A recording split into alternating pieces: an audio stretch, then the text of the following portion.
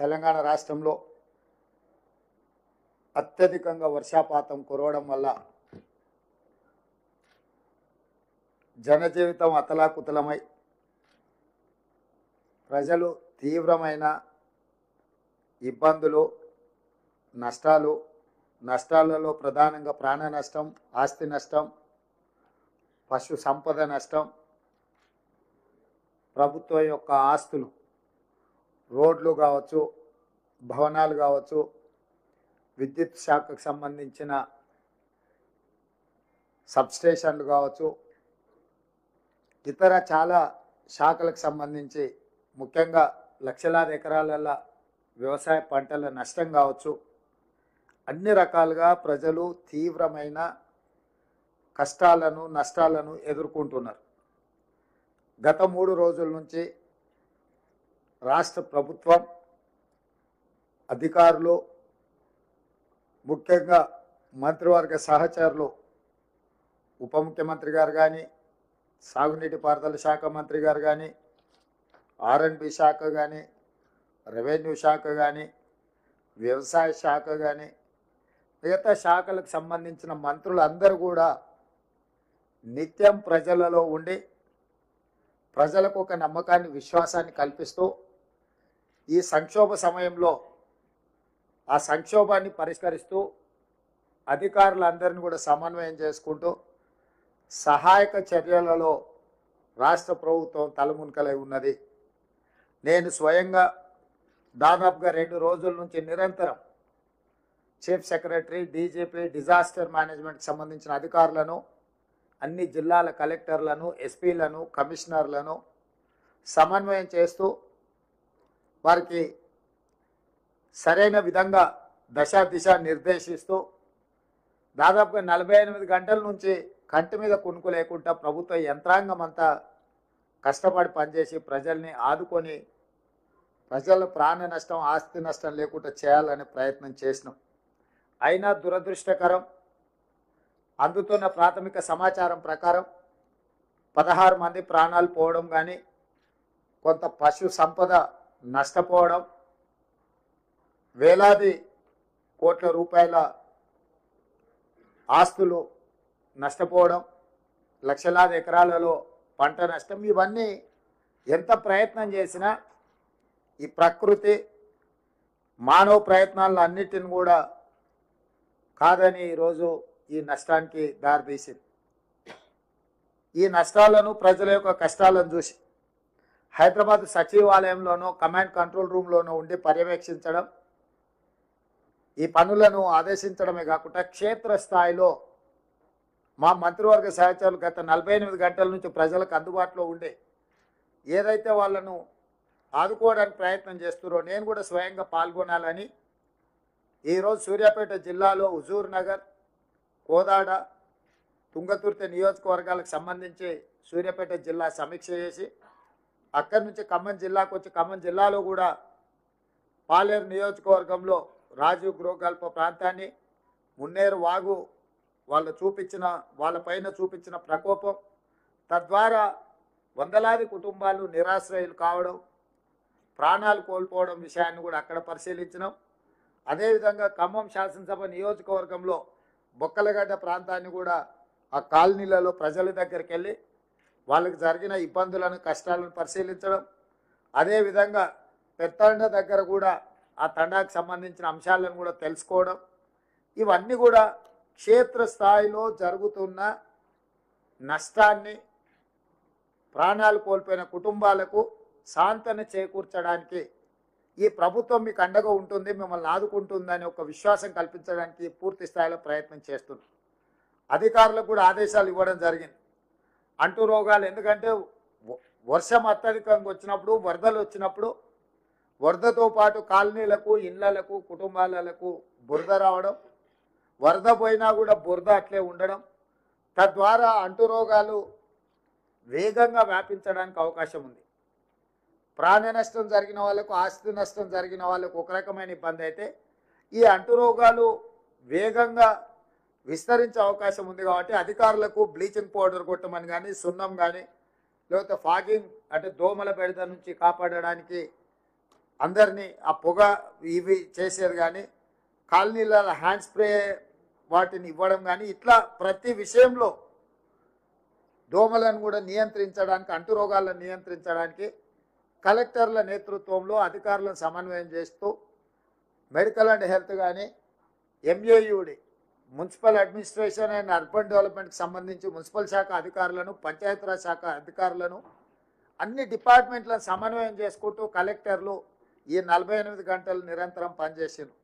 వాళ్ళందరూ నిరంతరం పనిచేయడం వల్లనే ఆస్తి నష్టం, ప్రాణ నష్టాన్ని తగ్గించగలిగినాం. 100% నియంత్రించలేకపోయినా పూర్తి స్థాయిలో అదుపులోనే ఉంచి నష్టాన్ని నివారించగలిగినాం. ఈ నేపథ్యంలో ఈరోజు ఈ పరిస్థితులన్నిటిని కూడా ప్రధానమంత్రికి, కేంద్ర హోంశాఖ మంత్రికి వివరించడం జరిగింది. National disaster management authority chairman prime minister ఎప్పుడైనా ప్రకృతి వైపరీత్యాలు రాష్ట్రాలలో సంభవించినప్పుడు కేంద్ర ప్రభుత్వం ముందుకొచ్చి ఉదారంగా రాష్ట్రాలను ఆదుకోవాల్సిన, పేదలకు సహాయం చేయాల్సిన బాధ్యత కేంద్ర ప్రభుత్వం మీద ఉన్నది. కాబట్టి తక్షణమే ప్రధానమంత్రిని బేసిజాలకు వెళ్లకుండా మాట్లాడి, కేంద్ర హోంశాఖ మంత్రితో మాట్లాడి తెలంగాణ ప్రజలకు వచ్చిన కష్టాన్ని వివరించి తక్షణమే నష్ట నివారణ చర్యలకు ఎన్డీఆర్ఎఫ్ నుంచి సిబ్బందిని తీసుకోవడం, ఇట్లాంటి అన్నిటి మీద కూడా కేంద్ర ప్రభుత్వంతో సమన్వయం చేసుకుంటూ రాష్ట్ర ప్రభుత్వంలో ఉన్న అధికారులకు అందరికీ కూడా ఆదేశాలు ఇస్తూ మంత్రివర్గ సహచరుల సహకారంతో ఇప్పటి వరకు నిర్వహించినాం. ఈరోజు క్షేత్రస్థాయిలో పరిశీలించిన తర్వాత ఈరోజు ఉదయమే కొన్ని అంశాల విషయంలో ప్రభుత్వం కొన్ని నిర్దిష్టమైన నిర్ణయాలు కూడా తీసుకోవడం జరిగింది. దీంతోపాటు ప్రధానమంత్రి గారికి తక్షణమే ఇది జాతీయ విపత్తుగా గుర్తించాలి. ఒక ఆంధ్రప్రదేశ్లోనే కాదు, ఆంధ్రప్రదేశ్లో ఉన్న కృష్ణా జిల్లా కంటే తెలంగాణలో ఉన్న ఖమ్మం జిల్లా అత్యధికంగా నష్టపోయింది.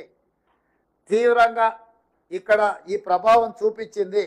అదేవిధంగా మధురలో హైయెస్ట్ డ్యామేజ్, పాలేరు, ఖమ్మం అంటే గతంలో కనివిని ఎరగని విధంగా. నేను ఇప్పుడు చాలామంది పెద్ద మనుషులతో మాట్లాడితే మా అనుభవంలో మేము పుట్టినప్పటి నుంచి 60-70 ఏళ్ళ నుంచి 40 సెంటీమీటర్ల వర్షము ఇంతవరకు మేము ఎప్పుడు చూడలేదు.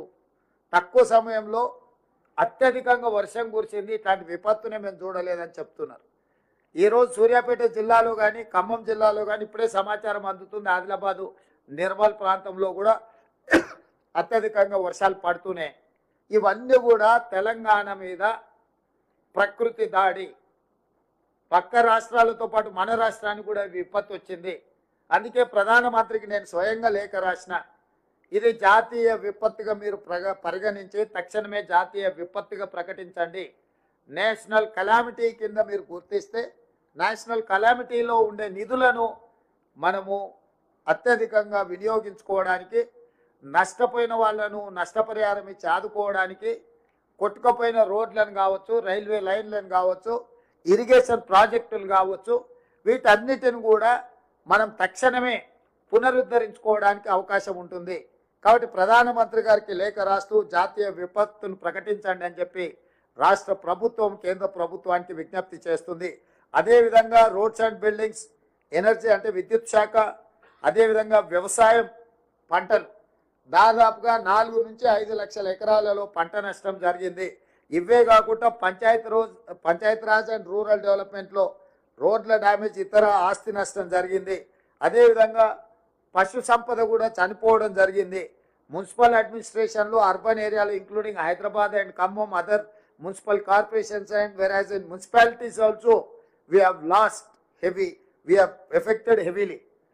సో వీటన్నిటి నేపథ్యంలో ప్రధానమంత్రి గారికి తాత్కాలిక ఉపశమనం కింద 5,438 కోట్ల రూపాయలు జిల్లా కలెక్టర్లతో సంప్రదించి సంబంధిత శాఖ అధికారులతో మాట్లాడి నిన్నటి నుంచి ఈ రోజు వరకు ఒక అంచనాకు వచ్చి, ప్రాథమిక అంచనా తెలంగాణ రాష్ట్రంలో ఈ వర్షాల వల్ల, విపత్తు వల్ల 5,438 కోట్ల రూపాయల ఆస్తి నష్టం జరిగింది. తక్షణమే కేంద్ర ప్రభుత్వం జాతీయ విపత్తు నిధుల నుంచి తెలంగాణ రాష్ట్రాన్ని, ప్రజల్ని ఆదుకోవడానికి నిధులను విడుదల చేయాల్సిందిగా ప్రధానమంత్రి గారికి లేఖ రాయడం జరిగింది. నేను ప్రధానమంత్రి గారికి విజ్ఞప్తి చేస్తున్న, ఈ విపత్కర సమయంలో కేంద్ర ప్రభుత్వం పెద్దన్న పాత్ర పోషించి తెలంగాణ రాష్ట్రాన్ని ఆదుకోవాలి. ఈ తెలంగాణ రాష్ట్రం యొక్క ప్రజల సమస్యల్ని పరిష్కరించడానికి మీరు ముందుకు రావాలి. నిధులే అడగడం లేదు, మీరు స్వయంగా తెలంగాణ రాష్ట్రంలో పర్యటన చేయండి. ముఖ్యంగా సూర్యాపేట, ఖమ్మము, ఈ వరంగల్లో, మహబూబాబాద్ కొన్ని ప్రాంతాలలో జరిగిన నష్టాన్ని మీరు స్వయంగా పరిశీలించడం ద్వారా ఇక్కడ ఉన్న నష్టాన్ని, ఇక్కడ ప్రజలకు వచ్చిన కష్టాన్ని మీరు అంచనా చేస్తే తెలంగాణకు రాష్ట్రానికి మేలు జరుగుతుంది, అత్యధికంగా నిధులు వస్తాయని భావిస్తూ ప్రధానమంత్రి గారిని తక్షణమే తెలంగాణ రాష్ట్ర పర్యటనకు రావాల్సిందిగా ముఖ్యమంత్రిగా నేను వారిని ఆహ్వానిస్తున్నాను. ఇవన్నీ కూడా రాజకీయాలకు అతీతంగా ఇప్పుడు మనం ఆలోచన చేయాలి. తెలంగాణ సమాజాన్ని, రాజకీయ పార్టీలను, స్వచ్ఛంద సంస్థల్ని, అదేవిధంగా ప్రభుత్వ ఉద్యోగులకు నా విజ్ఞప్తి ఒకటే, ఇది కష్ట సమయము. ప్రజలు కష్టాలలో ఉన్నప్పుడు రాజకీయ ప్రయోజనాల కోసం మనం ఆలోచన చెయ్యొద్దు. వ్యక్తిగత స్వార్థాన్ని వదులుకొని మనం చేయగలిగిన సహాయాన్ని మనం చేయాలి. ఒకవేళ మనకు సహాయం చేయాలన్న ఆలోచన లేదు, దేవుడు అలాంటి బుద్ధి మనకి ఇయ్యనప్పుడు ఫామ్ హౌస్లో మౌనంగా అయినా ఉండొచ్చు, విదేశీ పర్యటనలో విలాసవంతమైన జీవితాన్ని అయినా గడపొచ్చు, కానీ ఉత్తగానే ప్రజల మీద బురద చల్లడానికి ప్రయత్నం చేయకూడదు. ఈరోజు చంద్రశేఖరరావు గారు ప్రధాన ప్రతిపక్ష నాయకుడుగా, పక్క రాష్ట్రంలో కూడా ప్రధాన ప్రతిపక్ష నాయకుడు ప్రజల దగ్గర తిరుగుతున్నాడు. మా షర్మిల గారు గతంలో వర్షాలు వస్తే పక్క రాష్ట్రంలో ప్రజల దగ్గరికి వెళ్ళింది. ఈరోజు నిజంగానే ప్రజలు ఇంత విపత్కర పరిస్థితులు ఎదుర్కొంటున్నాయని బీఆర్ఎస్ భావించినప్పుడు ప్రధాన ప్రతిపక్ష నాయకుడు ప్రభుత్వానికంటే ముందు ప్రజల దగ్గరికి వెళ్ళాలి, ప్రజా సమస్యల్ని ప్రభుత్వానికి నివేదించాలి, ప్రజల యొక్క విజ్ఞప్తులు తీసుకొని ప్రధాన ప్రతిపక్షంగా చంద్రశేఖరరావు గారు ఆ సమస్యల్ని ప్రభుత్వం దృష్టికి తీసుకొచ్చి అవసరమైతే ప్రభుత్వాన్ని నిలదీసినా పర్వాలేదు, ప్రజా సమస్యల పరిష్కారంలో భాగంగా. వారు ఫామ్ హౌస్లో నుంచి బయటకు రారు, వారు మౌనం వీడరు. వారు ఎందుకు మౌనముద్ర వహించారో నాకైతే అర్థం కాలేదు. ప్రధాన ప్రతిపక్ష నాయకుడిగా మౌనముద్ర వహించడానికి ప్రధాన ప్రతిపక్ష నాయకుడు హోదా వారికి అవసరం లేదని నేను భావిస్తున్నా. రెండవది కేటీఆర్ గారు, వారు ట్విట్టర్లోనే మాట్లాడుతున్నారు. వారు ఎక్కడుండి మాట్లాడుతున్నారే తెలంగాణ ప్రజలు గమనించాలి. వారు ఈరోజు అమెరికాలో ఉన్నారు, ఆయన ఫ్రెండ్స్తోనే అమెరికాకు పోయాడు. నో ప్రాబ్లం, నీకు ఫ్రెండ్స్ ఉన్నారు, పార్టీలు చేసుకోవాలా, నీకు నీ పర్సనల్ లైఫ్ని సాక్రిఫైస్ చేయమని మేము వివరం అడగడంలే. If you want to enjoy you can enjoy. కానీ నువ్వు అమెరికాలో నువ్వు విదేశీ పర్యటనలో ఉండి నువ్వు లైఫ్ ఎంజాయ్ చేసుకుంటూ ఇక్కడ బురదలో ప్రజల దగ్గర ఉన్న మంత్రులు లేరు. ఖమ్మం జిల్లాలో అసలు ఎక్కడ పోయి నువ్వు 3 మంత్రులు ఉన్నారని ప్రజలలో ఉన్న మంత్రులను పట్టుకొని నువ్వు ఈ దేశంలోనే లేవు. ఖమ్మం జిల్లాలో ప్రజల మధ్యలో ఉండి బట్టి విక్రమార్క గారు, తుమ్మల నాగేశ్వరరావు గారు, పొంగులేటి శ్రీనివాసరెడ్డి గారు 2 రోజుల నుంచి ఇక్కడ సమన్వయం చేసుకొని కష్టపడుతుంటే మంత్రులే లేరు. ఏ రకంగా మీరు కేటీఆర్ గారు మీరు ఏం మాట్లాడుతున్నారో మీకేమన్నా అంటే మీరు హోస్ట్లో ఉండి మాట్లాడుతున్నారా, హోస్ట్లో లేక మాట్లాడుతున్నారా, సమాచారం ఉండి మాట్లాడుతున్నారా, సమాచారం లేకుండా మాట్లాడుతున్నారా నాకైతే తెలియదు. కానీ మీకు తగదు. మీరు అమెరికాలో వండుకుంటూ మీ పర్సనల్ లైఫ్ని మీరు ఎంజాయ్ చేస్తూ ఇక్కడ ప్రజల కష్టాలండి వరదల వల్ల బురదలో కూరుకుపోయిన ప్రజలకు అండగా నిలబడ్డ మంత్రులను బద్నాం చేయాలన్న నీ ఆలోచన నీకు ఎలాంటి ప్రయోజనం చేకూర్చదు. కాబట్టి ఇట్లాంటి చిల్లర ప్రయత్నాలు ప్రతిపక్షం మానాలి. ప్రతిపక్షం బాధ్యతాయుతంగా వ్యవహరించాలి, ప్రభుత్వానికి సూచనలు ఇవ్వాలి, సలహాలు ఇవ్వాలి, కలిసి పనిచేయాలి. విపత్కర సందర్భంలో రాజకీయాలను పక్కన పెట్టి మనందరం కలిసికట్టుగా పనిచేస్తే ప్రజలకు కొంత ఉపయోగం అవుతుంది. ఈరోజు కేంద్ర ప్రభుత్వం దగ్గర మనం నిధులు రాబట్టుకోవాలి. నిధులు రాబట్టుకోవాలంటే పాలకపక్షం, ప్రతిపక్షం అందరూ ప్రజాప్రతినిధులు కేంద్ర ప్రభుత్వానికి విజ్ఞప్తి చేయడమే కాకుండా అవసరమైతే ఒత్తిడి చేసి నిధులు తెచ్చుకుంటే అది తెలంగాణ రాష్ట్రానికి ఉపయోగపడుతుంది. మీరు ఈ విపత్తును జాతీయ విపత్తుగా ప్రకటించమని చెప్పరు. కేంద్ర ప్రభుత్వం నుంచి మనకి ఏం నిధులు కావాలని కేంద్ర ప్రభుత్వాన్ని అడగరు. కనీసం ప్రధాన ప్రతిపక్ష నాయకుడిగా 10 సంవత్సరాలు ముఖ్యమంత్రిగా తెలంగాణ ఉద్యమకారుని అని చెప్పుకునే మీరు తెలంగాణకి ఇంత కష్టం వచ్చి 16 మంది ప్రాణాలు కోల్పోయి, పశు సంపద కోల్పోయి, వేల కోట్ల రూపాయల ఆస్తులు నష్టపోయి, అంటే 20 ఫీట్ల పైన ఇళ్లకు నీళ్ళు వచ్చి ప్రజలు కష్టాలలో ఉంటే కనీసం పలకరించడానికి కూడా మీకు మనస్కరించలేదు. అయ్యో పాపం అని సానుభూతి కూడా మీరు చూపించలేదు. మీరు ఈ రకంగా మాట్లాడితే ఇది తెలంగాణ ప్రజలకు నష్టం చేకూరుస్తుంది తప్ప తెలంగాణ ప్రజలకు ప్రయోజనం ఉండదు. మా ప్రభుత్వం ప్రజల కష్టాలలో ఉన్నప్పుడు కష్టాలను తీర్చడానికి ప్రయత్నం చేస్తుంది తప్ప రాజకీయ ప్రయోజనం కోసం మేము ఆలోచన చేయము. ఈరోజు నా ప్రయత్నం అంతా ప్రజలకు అండగా నిలబడాలని. నిజంగా వాళ్ళకు వచ్చిన కష్టానికి ప్రభుత్వం ఎంత సహాయం చేసినా తక్కువనే అవుతుంది. ఇవాళ నేను చూసిన రాజీవ్ గృహకల్పలో పోయినా, ఇంతకుముందు బొక్కలగడ్డ ప్రాంతంలో చూసిన వాళ్ళు ఇల్లు సర్వం కోల్పోయారు. ఒకరొకరు 30 ఏళ్ళు 40 ఏళ్ళు కష్టపడి కొనుక్కున్న ఫ్రిడ్జ్లు, టీవీలు, మంచాలు, ఇంట్లో ఉండే బియ్యం, పప్పు, ఉప్పు, బెల్లం, చింతపండు, మంచి నూనె సర్వం నీళ్ళలో కలిసిపోయింది, సర్వం కొట్టుకుపోయింది. తొడుక్కునే బట్టలు, కట్టుకున్న బట్టలు కూడా నీళ్ళలో బురదలు ఊరుకుపోయారు, ఇళ్ళలో బురద నిండిపోయింది. ఈ సమస్యను ఎంత వివరించినా తక్కువనే అవుతుంది వాళ్ళు ఎదుర్కొంటున్న సమస్య. వాళ్ళని ఆదుకోవడానికి అర్జెంటుగా వాళ్ళకి కావాల్సిన తినుబండారాలు కావచ్చు, లేకపోతే క్యాంపులు కావచ్చు. దాదాపుగా 34 క్యాంపులు ఖమ్మం జిల్లాలోనే ప్రజల కోసము ఈరోజు ప్రభుత్వం నిర్వహిస్తుంది. 34 క్యాంపులలో దాదాపుగా 2119 కుటుంబాలు 7467 మందికి రాష్ట్ర ప్రభుత్వం అన్ని రకాల వసతులను ఏర్పాటు చేసి just in one Khammam district, Khammam head క్వార్టర్స్లో. సో ఇట్లా ప్రభుత్వము ఇన్ని మంచి పనులు చేస్తుంటే పాపం ఉపరాష్ట్రపతి వెంకయ్య నాయుడు గారు ముందుకు వచ్చి టోకెన్గా, అంటే నేను మీతోనున్నా అని ఒక నైతిక మద్దతు ఇవ్వడానికి వారు ముందుకు వచ్చి కొంత ఆర్థిక సహాయాన్ని, ముఖ్యమంత్రి సహాయాన్ని ఇచ్చారు. 10 సంవత్సరాలు మినిమం 1,00,000 కోట్లు దోసుకున్న మీరు ఓ 1000 కోట్లు 2000 కోట్లు ఇస్తే మీకు మీరు చేసిన పాపాలలో కొంతమైన కడుక్కోవడానికి ఉంటుంది కదా. కేసీఆర్, కేటీఆర్, హరీష్ రావు గారికి అది చెయ్యరు. చిల్లి గవ్వ కూడా ప్రజలకు ఇయ్యరు. కానీ ప్రభుత్వం చేస్తున్న పనులను, ప్రభుత్వం చేస్తున్న మంచి పనిని అభినందించకపోయినా ఈ ప్రభుత్వం మీద ఈ బురద రాజకీయాలే చేయాలని ఆ కుటుంబం ప్రయత్నం చేస్తుంది. కాబట్టి ఈరోజు ఇలాంటి విపత్కర పరిస్థితుల్లో ఒకటి, తెలంగాణ రాష్ట్ర ప్రభుత్వం చేయాల్సిన అన్ని రకాల సహాయాలను తెలంగాణ రాష్ట్ర ప్రభుత్వం అందిస్తుంది. ప్రభుత్వం వెనక్కి పోదు, ఖర్చుల కోసం వెనక్కి పోయేది లేదు. ఈ సంపద పేదల కష్టాలలో ఉన్న వాళ్ళని ఆదుకోవడానికే తప్పకుండా తెలంగాణ రాష్ట్ర ప్రభుత్వం అన్ని రకాలుగా ఆదుకోవడానికి ప్రయత్నం చేస్తుంది.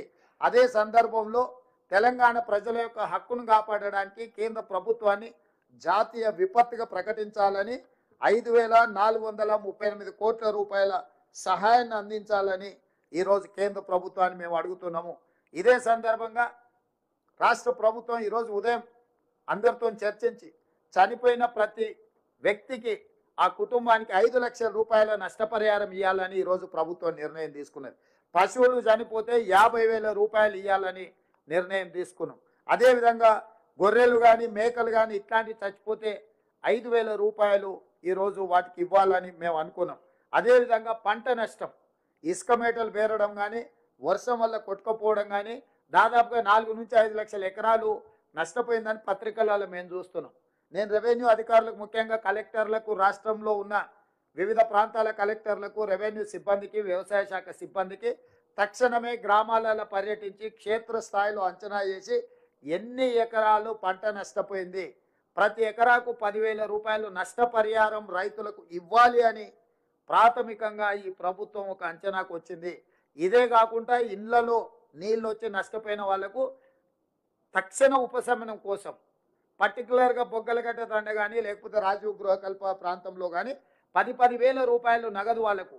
ఇది నిజంగా ఏ మాత్రం కూడా వాళ్ళకి జరిగిన నష్టానికి ఇది 1% కూడా కాదు. కాకపోతే అత్యవసరంగా చేతిలో ఖర్చులోకి ఉండదు కొన్నిసార్లు చాలా కుటుంబాలకు. ఎందుకంటే వాళ్ళు రోజువారీగా కష్టపడి సంపాదించుకొని కుటుంబాలను వెల్లదీసే వాళ్ళు ఉంటారు.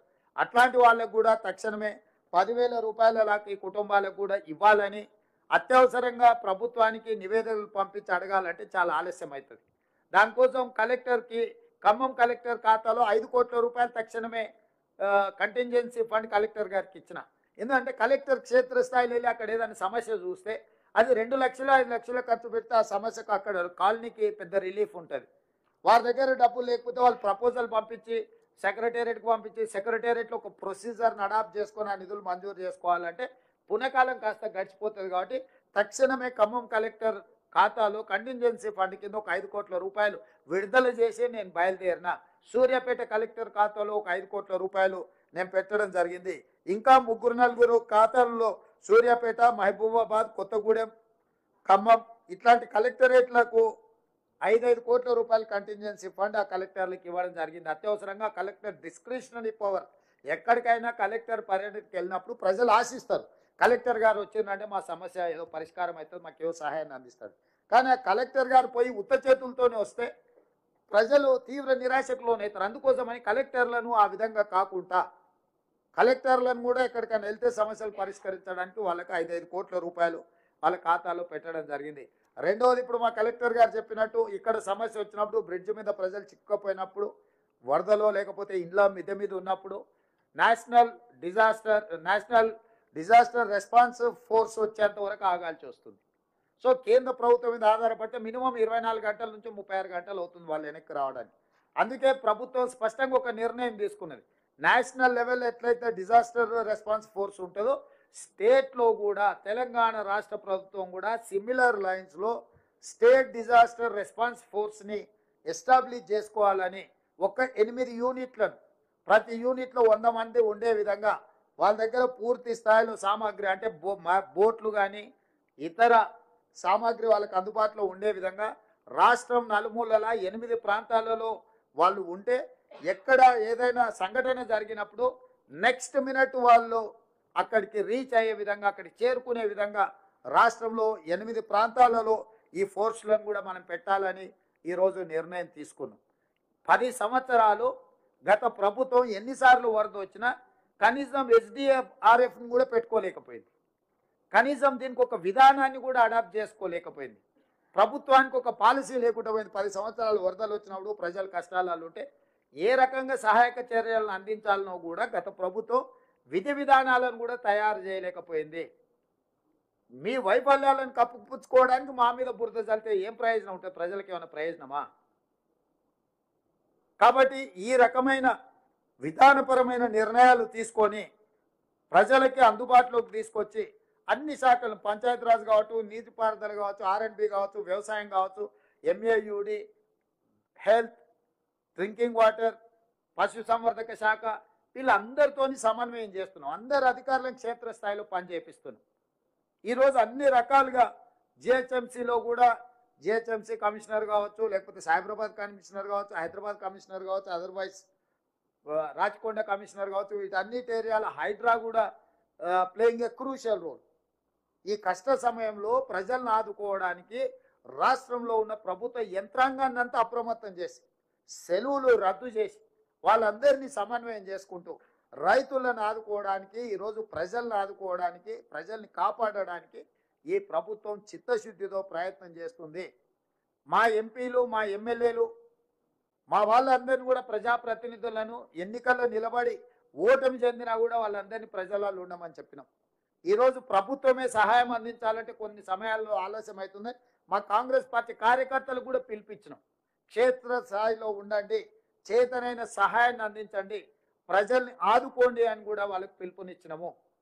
సో ఈ రకంగా ప్రజల్ని ఆదుకోవడానికి అవసరమైన నిర్ణయాలను అన్నిటిని కూడా ఈ ప్రభుత్వం తీసుకుంది. మాకు ఎలాంటి బేసిజాలు లేవు. ప్రతిపక్షంగా మీరు ఏదైనా ప్రజలకు ఉపయోగపడే సూచన చేయండి, ఈ ప్రభుత్వం అమలు చేస్తుంది. మీకు ఎక్కడైనా ఎవరికైనా నష్టపోయిన వాళ్లకు నష్టపరిహారం అందలేదనో, నష్టపోయిన వాళ్లకు సహాయం అందలేదంటే మీ దగ్గర ఏమన్నా సమాచారం ఉంటే ఇవ్వండి. అదేవిధంగా ఇండ్లు కోల్పోయిన వాళ్ళకు, పక్కా ఇండ్లు ఉండి కూలిపోతే అర్హులైన వాళ్ళకి ఇందిరమ్మ ఇండ్లు ఇస్తాం. ఇదే కాకుండా అంతకుముందు ఇందిరా ఆవాస్ యోజన అని ఒక పథకం ఉండేది. ఎక్కడైనా ఇట్లా వర్షాలు అత్యధికంగా వచ్చి ఇల్లు కూలిపోయినప్పుడు ఇందిరా ఆవాస్ యోజన కింద కేంద్ర ప్రభుత్వ సహాయం వాళ్ళ ఇల్లు కట్టుకోవడానికి అందించేది. ఇప్పుడు అది ప్రధానమంత్రి ఆవాస్ యోజనగా మార్చి 5 లక్షల రూపాయలు కేంద్ర ప్రభుత్వం ఇట్లా ఇల్లు కోల్పోయిన వాళ్ళకు కూడా సహాయం అందించమని ఈరోజు కేంద్ర ప్రభుత్వాన్ని డిమాండ్ చేసినాం. కేంద్ర ప్రభుత్వానికి నివేదికలు పంపిస్తున్నాం. నేను కలెక్టర్లకి, అధికారులకు నా సూచన ఏంటంటే, ఈ రకంగా నష్టపోయిన వాళ్ళందరి వివరాలు సేకరించండి. వాళ్ళకి సంబంధించిన రేషన్ కార్డు కానీ, ఆధార్ కార్డు కానీ, వాళ్ళు కోల్పోయిన ఇల్లు కానీ, కోల్పోయిన ఆస్తి కానీ, ఈ వివరాలన్నిటిని కూడా నమోదు చేసి నివేదిక తయారు చేస్తే, ఆ నివేదిక మా దగ్గర ఉంటే కేంద్ర ప్రభుత్వాన్ని సహాయం అడగడమే కాకుండా రాష్ట్ర ప్రభుత్వం అందించే సహాయానికి కూడా ఒక క్రమ పద్ధతి ఉంటుంది, ఒక విధి విధానం ఉంటుంది. కాబట్టి దయచేసి ఇమ్మీడియట్గా రెస్క్యూ ఆపరేషన్లలో ఉండడం, రెండవది రిస్టోర్ చేయడానికి అవసరమైన పనులు చేయడము, మూడవది రిపేర్స్ చేయడము, నాలుగోది జరిగిన నష్టాన్ని అంచనా వేసి రాష్ట్ర ప్రభుత్వానికి నివేదిక ఇవ్వడము. ఈ రకంగా జిల్లా యంత్రాంగం అంతా రాబోయే ఇంకొక 4-5 రోజులు కూడా మీరు కష్టపడి గత 2 రోజుల నుంచి 3 రోజుల నుంచి మీరు ఎట్లయితే అప్రమత్తంగా ఉండి ఆదుకున్నారో రాబోయే 5-6 రోజులు కూడా అధికారులు నిరంతరం అప్రమత్తంగా ఉండాలి. మీరు అప్రమత్తంగా ఉండడం వల్లనే ఈరోజు ప్రాణ నష్టం, ఆస్తి నష్టం చాలా వరకు మీరు నియంత్రించగలిగినారు. రాబోయే 5-6 రోజులు కూడా మీరు ఇదే పద్ధతిలో కష్టపడాల్సిన అవసరం ఉంది. అన్ని శాఖల అధికారులకు, అన్ని శాఖల మంత్రులకు కూడా నేను సూచన చేస్తున్నా, మీ శాఖలకు సంబంధించిన అధికారులందరినీ కూడా సమన్వయం చేసుకోండి. ఎక్కడైతే పెద్ద ప్రమాదం లేదనుకుంటారో, అవసరం అనుకుంటే ఆ ప్రాంతంలో ఉండే అధికారులను ఎక్కడైతే తీవ్రమైన సమస్య ఉందో అక్కడికి తీసుకురండి. తాత్కాలికంగా వాళ్ళ 4 రోజుల, 5 రోజుల, వారం రోజుల అవసరమైతే వాళ్ళని ఇక్కడికి తీసుకొచ్చి ఇక్కడ వాళ్ళను ఈ పనులలో నిమగ్నం చేసి ఆ నివేదికలు తయారు చేస్తే కేంద్ర ప్రభుత్వం, రాష్ట్ర ప్రభుత్వం కలిసి ప్రజలను ఆదుకోవడానికి అవకాశం ఉంటుంది. కాబట్టి ఇట్లాంటి విషయాలలో ఎవ్వరు కూడా నిర్లక్ష్యం వహించడానికి వీల్లేదు. నేను మళ్ళొకసారి అధికారులకు సూచన చేస్తున్నా, ముఖ్యంగా కలెక్టర్ గారికి నేను ఇన్స్ట్రక్షన్ ఇస్తున్నా, ఇట్లా నిర్లక్ష్యంగా డ్యూటీలకు రాకుండా ఎవరైనా అధికారులు ఉంటే తక్షణమే వాళ్ళ వివరాలు సేకరించండి. అందరూ అధికారుల యొక్క సెలవులు రద్దు చేయండి. అందరినీ డ్యూటీలలో డిప్లాయ్ చేయండి. దీంతోపాటు పోలీస్ శాఖ నుంచి కూడా మీరు వాళ్ళ సేవల్ని ఉపయోగించుకోండి. ఎందుకంటే ఈ ట్రాఫిక్ స్ట్రీమ్ లైన్ చేయడం కానీ, లోకల్గా డిజార్డర్గా ఉన్న కొన్ని ఇష్యూస్ని వాళ్ళను ఆర్డర్లో పెట్టాలంటే పోలీస్ ఫోర్స్ని కూడా మీరు అవసరమైన మేరకు వాళ్ళను సమన్వయం చేసుకోండి. పోలీస్ అధికారులకు కూడా నేను ఇన్స్ట్రక్షన్స్ ఇస్తున్నా, ఏ మాత్రం కూడా ఈ డిజాస్టర్ దీంట్లో అవసరమైతే కంప్లీట్గా పోలీసులు ఇన్వాల్వ్ అవ్వాల్సిన అవసరం ఉంది. పర్టికులర్గా మీ స్పెషల్ ప్రొటెక్షన్ ఫోర్స్లో ఉండే వాళ్ళని కానీ, అదర్ డిపార్ట్మెంట్స్లో ఉండే పోలీసు యంత్రాంగాన్ని కూడా, రెగ్యులర్ సివిల్ పోలీసులు, లా అండ్ ఆర్డర్ చూసే పోలీసు ఒక వ్యవస్థ, యూనిఫార్మ్ ఫోర్సెస్, అదర్ ఫోర్సెస్ ఏవైతున్నాయో అవసరం అనుకుంటే వాళ్ళని కూడా ఈ సేవలకు వినియోగించండి. మనం ప్రతిసారి కేంద్ర ప్రభుత్వం వైపు, నేషనల్ డిజాస్టర్ వైపు చూడడం కానీ, లేకపోతే అదర్ ఫోర్సెస్ కోసం మనం ఎదురు చూసుకుంటూ కూర్చుంటే వాళ్ళు రావడం ఆలస్యం అవుతుంది. కాబట్టి రాష్ట్ర ప్రభుత్వ పరిధిలో, ఎందుకంటే రీసెంట్గా మనము ఫైర్ డిపార్ట్మెంట్లో కూడా హండ్రెడ్స్ ఆఫ్ రిక్రూట్మెంట్స్ చేసినాం. ఇంతకుముందు ఫైర్ డిపార్ట్మెంట్లో పెద్దగా సిబ్బంది లేరు.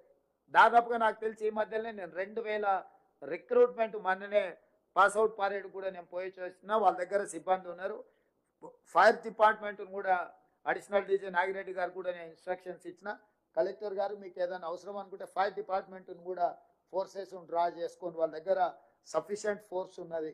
కాబట్టి మీకు ఏ డిపార్ట్మెంట్ నుంచి ఫోర్స్ కావాలన్నా, సపోర్ట్ కావాలన్నా, ఫైనాన్షియల్ అసిస్టెన్స్ కావాలన్నా, you send me a report directly. I will see that it can through. So మీరు రొటీన్ ప్రభుత్వ విధానం ప్రకారం ఒక ఫైల్ తయారై క్లర్కు, సెక్షన్ ఆఫీసర్ ఆ పైన అట్లా సెక్రటేరియట్కి వచ్చి నాకు చేరి నా నుంచి తీసుకొని వచ్చేవరకల్లా చాలా సమయం పడుతుంది. అట్లా కాదు, మీరు ఏది ఉన్నా డైరెక్ట్గా నివేదికలు చేసి స్పెషల్ మెసెంజర్ను పెట్టి డైరెక్ట్ చీఫ్ సెక్రటరీ దగ్గరికి పంపండి. ప్రభుత్వంలో ఆర్థిక మంత్రి గారు నేను అక్కడ కూర్చొని అక్రాస్ ద టేబుల్ అప్పటికప్పుడు మంజూరు చేయాల్సినవి చేస్తాం. మిగతా అప్రూవల్స్ ఏమన్నా చేసుకునేది ఉంటే మనం తర్వాత అయినా అప్రూవల్స్ తీసుకుందాం. దీంట్లో ఏ మాత్రం కూడా ఛాన్స్ తీసుకోవడానికి లేదు. ఇది ఎప్పుడో ఒకసారి వచ్చే విపత్తు. ఈ టైంలో ప్రజలకు మనం అండగా నిలబడాలి. ఇది మన బాధ్యత. ఈ బాధ్యతలో మన అందరం కలిసికట్టుగా ఒక సమన్వయంతో ముందుకెళ్ళాలి. పని చేయడం ఒక ఎత్తు అయితే సమన్వయం చేసుకోవడం రెండో ఎత్తు. సమన్వయంతో చేస్తే ఎక్కువ సమస్యలు పరిష్కారం అవుతాయి. కాబట్టి దయచేసి అన్ని డిపార్ట్మెంట్ అధికారులకు, మంత్రులకు నా సూచన, సమన్వయంతో ముందుకు వెళ్ళాలి. మీడియా కూడా సహకరించాలి. మీకు వచ్చిన సమాచారం ఏదన్నా ఉన్నా ప్రభుత్వం దృష్టికి, అధికారుల దృష్టికి తీసుకురండి. ప్రతి దాని మీద కొంతమంది పొలిటికల్ పార్టీ ఓన్డ్ మీడియా, అంటే రాజకీయ పార్టీల సొంత ఎజెండాతో నడిచే కొన్ని మీడియాలు ఉంటాయి. మేము వాళ్ళని ఏం కాదని, వాళ్ళ వ్యాపారమే అది. వాటిని మేము మీడియా అనదలుచుకోలేదు. ఆ వ్యాపార సంస్థలు వాళ్ళ దగ్గర అక్రమంగా సంపాదించిన సొమ్ము ఉంది. టీవీలు పెట్టుకుంటారు, పేపర్లు పెట్టుకుంటారు, వాళ్ళకి ఇష్టం వచ్చింది రాసుకుంటారు. మేము మోర్ డెమోక్రటిక్ అండ్ ప్రజాపాలన కాబట్టి మేము పెద్దగా వాళ్ళని ఏం అంటలేము. అనదలుచుకుంటే పెద్ద విషయం కాదు. కాకపోతే అనదలుచుకోలేదు సరే, వాళ్ళు చేసే ప్రయత్నాన్ని ప్రజలు నిశ్చితంగా గమనిస్తూనే ఉంటారు. ప్రజలు దానికి సంబంధించి చెప్పాల్సిన సమయంలో 2 సార్లు అసెంబ్లీలో, పార్లమెంటులో ప్రజలు స్పష్టమైన తీర్పు చెప్పారు. ఇప్పటికైనా వాళ్ళ పోకడ వాళ్ళ వ్యవహారం మారకపోతే ఆ మాత్రం కూడా ఉండరు. ఆయన అక్కడనే ఉంటాడు, పోయిన దగ్గరనే ఉంటాడు. ఇద్దరు బయటికి రారు. ఇట్లనే వ్యవహారం చేస్తే అంత మాత్రం నేను ఖచ్చితంగా చెప్పగలను. ఇంత ఈ సమావేశంలో పాల్గొన్న వాళ్ళందరూ కూడా ఒక ఆలోచనతోని ప్రజలకు ఉపయోగపడాలనేదాంతో ఈ మందిరం నుంచి వెళ్ళండి. నేను స్వచ్ఛంద సంస్థలకు పరిశ్రమలకు కూడా ప్రధానంగా తెలంగాణ రాష్ట్రంలో వ్యాపారం చేస్తున్న పెద్ద పెద్ద సంస్థలు ప్రజలకు సహాయాన్ని అందించడానికి ముందుకు రావాలి. మీరు చేయగలిగిన ఏమైనా సహాయం ఉంటే అది మంచిది. కాబట్టి తప్పకుండా మీరు ముందుకు రాండి. సరిగా కొన్ని పార్టీలే పాంప్లెంట్స్ రాసుకునే పత్రికల పేరు మీద పాంప్లెంట్స్ రాస్తుంటారు. వాటి గురించి ఏం పట్టించుకోవద్దు. నేను ముఖ్యంగా ఖమ్మం జిల్లా మంత్రులకు నేనే స్వయంగా చూస్తున్నా. మీరు సగం రాత్రి కూడా ప్రజలలో ఉన్నారు. వాళ్ళు ఎవరో రాసిందనో వాళ్ళు ఎవరో మాట్లాడుతున్నారనో మీరేం పట్టించుకోవాల్సిన పని లేదు. మనస్ఫూర్తిగా తుమ్మల గారిని, బట్టి గారిని, పొంగులేటి గారిని, పెద్దలు ఉత్తమ్ కుమార్ రెడ్డి గారిని, వారు యాక్చువల్గా ఢిల్లీలో ఉండే ప్రీ ఎంగేజ్డ్ ఇతర కార్యక్రమాలలో వారు బిజీగా ఉన్నారు. రాత్రి ఉట్టిన సూర్యాపేట జిల్లాలో ఉన్న అత్యధిక వర్షం వల్ల వారు ఎంబడే వచ్చి సూర్యాపేట చేరి వాళ్ళు క్షేత్రస్థాయిలో వాళ్ళందరూ కష్టపడుతున్నారు. నా మంత్రివర్గం నేను ఆశించిన దానికంటే చాలా ఎక్కువ కష్టపడి ప్రజలకు అందుబాటులో ఉన్నారు. వాళ్ళని అభినందిస్తూ ఇంకా ముందు కూడా బాధ్యతాయుతంగా పనిచేస్తాము. ఎవరో ఏదో అంటూరని పని చేయకుండా పోము. అందుకే చాలామంది నన్ను అన్నారు, సార్ నువ్వు ఇప్పుడు వెళ్తున్న ప్రజలు కోపంలో ఉంటారు, బాధలు ఉంటారు, ఏదో అంటారు అని. ప్రజలు బాధలు ఉన్నప్పుడే కదా వాళ్ళ దగ్గరికి వెళ్ళాల్సింది. బాగున్నప్పుడు మనం పోయి చేసేదేముంది? బాగున్నప్పుడు వాళ్ళ సంతోషంలో వాళ్ళే ఉంటారు. మనమేం పెద్దగా వెళ్ళాల్సిన పని లేదు. బాధలు ఉన్నప్పుడే ప్రభుత్వం నేను ఉన్నా అని వాళ్ళ దగ్గరకు వాళ్ళు. అందుకే నేను ఖమ్మం జిల్లాకు వచ్చిన నైతాల్టు మీ దగ్గరనే ఉంటారు. రేపు పొద్దుగా లేచి మిగతా కొన్ని ప్రాంతాల్లో రేపు సాయంత్రం వరకు ప్రజల దగ్గరనే ఉండి ప్రజల సమస్యలు కనుక్కొని కల్లారో చూస్తే నాకు కూడా కేంద్ర ప్రభుత్వానికి ప్రధానమంత్రికి వివరించడానికి అవకాశం ఉంటుంది.